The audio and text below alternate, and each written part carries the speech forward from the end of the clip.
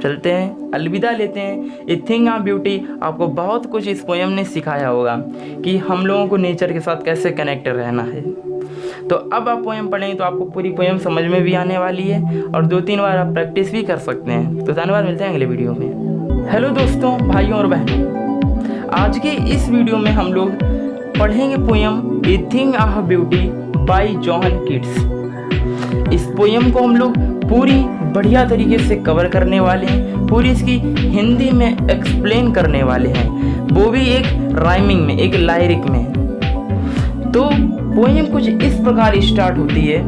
John Keats कहते हैं कि इस दुनिया में कोई ना कोई एक ऐसी चीज़ तो ज़रूर ही होगी जो बहुत ज़्यादा खूबसूरत होगी, और ये उसकी खूबसूरती बढ़ती ही जाएगी, बढ़ती ही जाएगी, और जिस दिशा में वह समाप्त हो रही होगी उस दिशा में वह कभी नहीं जाएगी।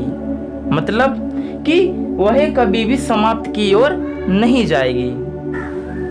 जॉन कीट्स बता रहे हैं कि जब आप किसी एक पेड़ के पास जाएंगे, जब आप किसी एक पेड़ के पास जाएंगे तो वह एकदम शांत हो जाएगा, और जब आप उस पेड़ के नीचे सोएंगे तो वह आपको चैन देगा, आराम देगा, आपको अच्छी नींद आएगी, आपका स्वास्थ्य सही रखेगा, और आपको एक शुद्ध एवं साफ स्वच्छ सांस देगा। और जब आप सुबह उठेंगे तो आप एक फूलों की माला से घिरे हुए होंगे, आप पूरे नेचर से कनेक्ट हो गए होंगे।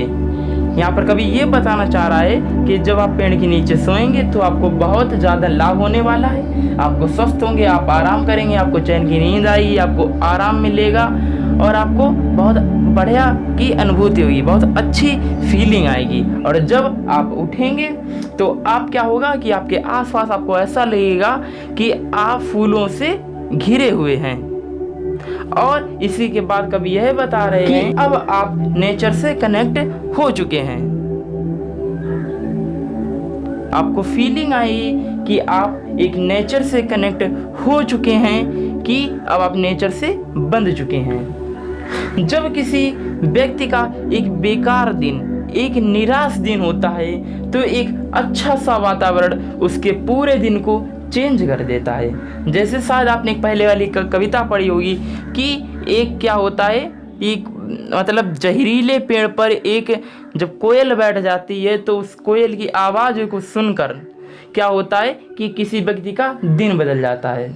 जैसे किसी अच्छी चीज़ को हम देख लेते हैं तो कहते हैं कि आज तो मेरा दिन बन गया। तो वहीं पर कभी बात कर रहा है कि एक अच्छा नेचर एक बेकार और एक निराश दिन को, निराश का मतलब आशा से भरा हुआ ना होना, मतलब कि आज मेरा अच्छा दिन अच्छा नहीं जाएगा, इस बारे में कभी बात कर रहे हैं कि जब एक बेकार दिन होता है तो एक अच्छा सा वातावरण आपको क्या करता है, आपका एक अच्छा दिन बना देता है एक बेकार दिन को। इसीलिए आप देखे होंगे कि जब आप मतलब बहुत ज़्यादा उलझ जाते हैं तब कहा जाता है कि आप कहीं घूमने चले जाइए।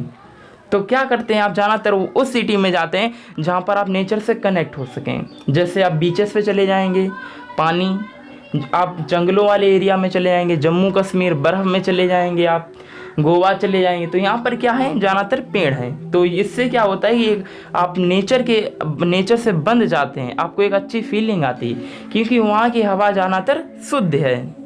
तो यही इस कविता में कभी बता रहे हैं। चलिए आगे और बढ़ते हैं। इसके बाद कभी यह बता रहे हैं कि जितने भी अनहेल्दी और जितने भी बेकार रास्ते हैं, जितने अंधकार से भरे हुए रास्ते हैं, ये सिर्फ आपको ढूंढने के लिए बने हुए हैं।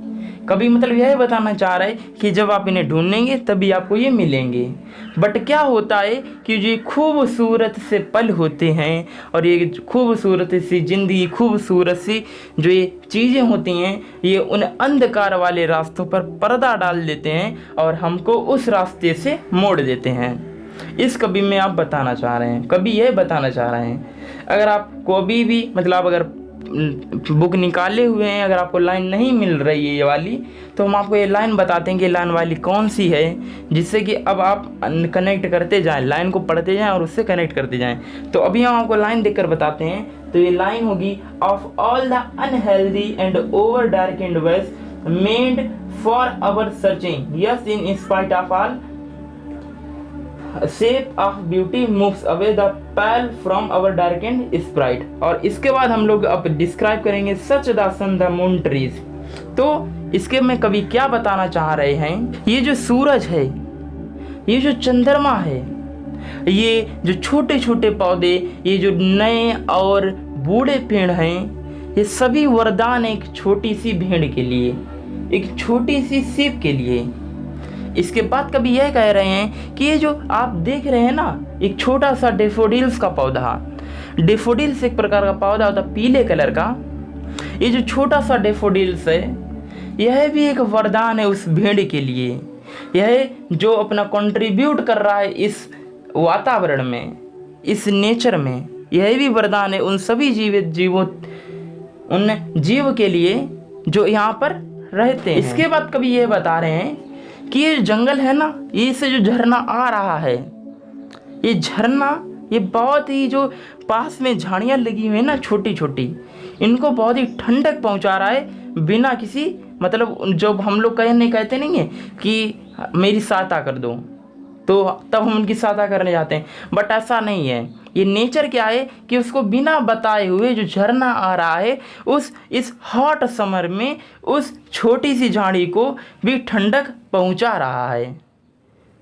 तो इससे क्या पता चलता है कि जो ये नेचर होता है, यह कभी मतलब किसी के साथ भेदभाव नहीं करता है ना, मतलब ये हमेशा क्या करता रहता है, अपने को मतलब अपने से दूसरों की सहायता करता रहता है। हमको इससे कभी कहना नहीं पड़ता कि हमको ये चाहिए वो चाहिए, ये अपने आप से देता रहता है। आप पेड़ के पास जाएंगे तो आपको वो हर चीज़ देगा, इसके लिए आपसे वह कुछ नहीं मांगेगा। तो यही क्या होता है, यहीं पर ये कभी चीज़ बताना चाह रहे हैं। इसके बाद कभी कह रहे हैं कि जो जंगल है ना, इसके बीच से सफ़ेद फूल निकले हुए हैं। ये जो सफ़ेद फूल दिख रहे हैं ना, ये जंगल को तोड़ रहे हैं दो पार्ट में। ऐसा लग रहा है कि मानो ये जो महान लोग होते हैं ना, उनकी अर्थी हो। तो यहाँ पर क्या कर रहा है कबीर, ये जो सफ़ेद फूल हैं, जो सफ़ेद फूल हैं, वही क्या कर रहे हैं कि इस जंगल में क्या कर रहे हैं कि वो है मतलब खुशबू, खूबसूरत जो ये सेंट होती है, जिस प्रकार हम लोग सेंट लगाते हैं तो उससे क्या होती है, महक जाता है। तो उसी प्रकार ये क्या कर रहे हैं, जो सफ़ेद फूल लगे हुए हैं, यह सभी में सुंदरता खुशबू छिड़क रहे हैं। तो यहाँ से यही कवि बताना चाहते हैं कि जो सफ़ेद फूल हैं, ये जो लगे हुए हैं, ये पूरे जंगल को महका रहे हैं, उसमें खुशी प्रदान कर रहे हैं। और इसी प्रकार ये जो महान व्यक्ति होते हैं, ये उन्हीं की तरह, उनकी अर्थी की तरह लगे हुए हैं, मतलब उनकी अर्थी की तरह लग रहे हैं, जो क्या करते हैं, हमारे संसार में खुशी प्रदान करते हैं, हमको आगे बढ़ने के लिए प्रेरित करते हैं, हमको एक सही रास्ता दिखाते हैं। अगर हमारा जिस प्रकार दिन बेकार हो जाता है, नेचर हमारा दिन सही कर देता है, तो इसी प्रकार ये हमको भी क्या कर रहे हैं कि अपने विचारों से हम लोग को प्रभावित कर रहे हैं। जिस प्रकार एक सफ़ेद सा फूल इस जंगल को पूरा महका रहा है, इसी प्रकार जो महान व्यक्ति की अर्थियाँ होती हैं, ये हमारे देश को महका रही हैं। तो यहाँ पर ये कभी बताना चाह रहे हैं। चलिए आगे बढ़ते हैं। और अब भी अगर आप फिर लाइन भटक गए तो हम फिर एक आपको लाइन बताते हैं कि अब हम लोग कौन सी लाइन रीड करने वाले हैं, कौन सी लाइन रीड कर चुके हैं। तो देखिए कि इस the mid forest brake rich with a sprinkling of fair musk rose bloom. तो ये वाली लाइन हम लोग पढ़ चुके थे। अब हम लोग पढ़ेंगे we have imagine for the mighty dead. तो चलिए आगे बढ़ते हैं। तो नेक्स्ट लाइन में वो कह रहे हैं कि तो हम सोच सकते हैं कि उन लोगों की मृत्यु कितनी महान रही होगी। ये जो आपने पहले पुराने ज़माने में अपनी दादा नानियों से कहानियाँ सुनी थी, ये बहुत ही प्यारी कहानियाँ थी। यह आपको अमृत के रास्ते से बहाकर आपको जन्नत तक पहुँचाएंगी।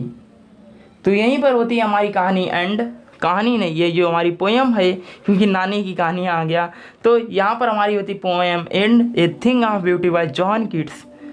और इस वीडियो में शायद आपको ये पूरी पोएम बहुत ही पसंद आई होगी, क्योंकि इसकी एक्सप्लेनेशन हमने बहुत ही हिंदी में दी है और पूरी पोएम को लाइन बाय लाइन एक्सप्लेन किया अगर आप इंग्लिश वाली लाइन से मिलाते हैं। और स्लो में बोला है, तो इसलिए आपको पूरी दिमाग में ये पोएम फिट हो चुकी होगी। तो धन्यवाद, मिलते हैं अगले वीडियो में और कुछ ऐसी इंटरेस्टिंग पोएम के साथ। तो चैनल पर बने रहिएगा। धन्यवाद, मिलते हैं अगले वीडियो पर।